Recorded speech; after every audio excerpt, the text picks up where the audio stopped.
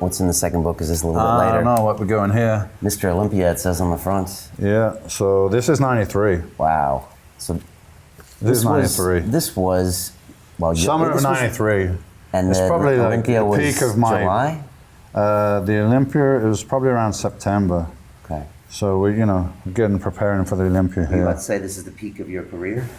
This is when I had no injuries, you know, so I had nothing to hamper my workouts in any way at all. I could do exactly what I wanted, apart from the squats, which were already cut out, and I got great results doing other work, so that wasn't a detriment. So I could do exactly what I wanted here. 93 is the year where you came back, and to people's minds, you were so much bigger than they thought humanly possible after you had won 92, and they were just, in their mind, literally shocked. That was probably the most shocked an audience has been from 1 year to the next. Especially from the pictures as well, the contrast between the pictures that they published in the magazines. Right. But, you know, we explained why that is. I think I started in 93 preparing for Mr. Olympia around about 6 or 7 pounds heavier than the previous year. So that was good progress, but that's all it was. It was like, I just didn't sacrifice a lot that I did in 92. So we got the same thing here. These are what I'm doing currently. These are the goals, you know, so still doing the same.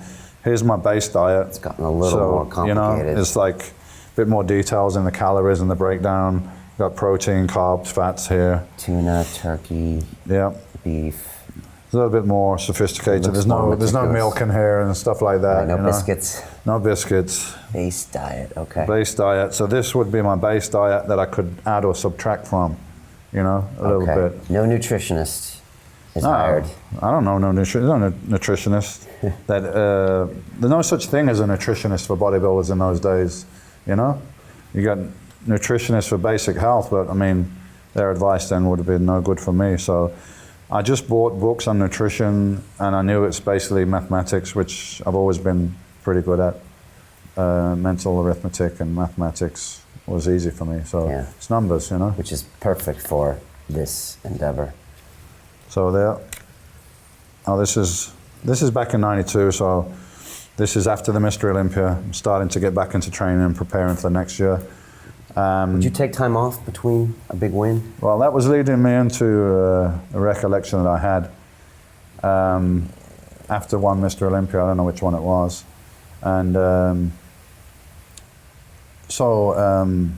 Dorian, when do you start training? When do you start preparing for next year? How long are you on, like, next week? Like, with a straight face? Next week? I'm like, sorry, what do you mean? Next week. You know? Yeah. Like all year, man. All year. I don't take any breaks, you know? That's a lot of the other guys did. They took 1 or 2 months off training after Mr. Olympia, and why not? You know, you give 100%, but I just didn't want to do that. Right. And then somebody asked me one time, like, why don't you take a couple of months off training? I said, why don't you take a couple of months off sex?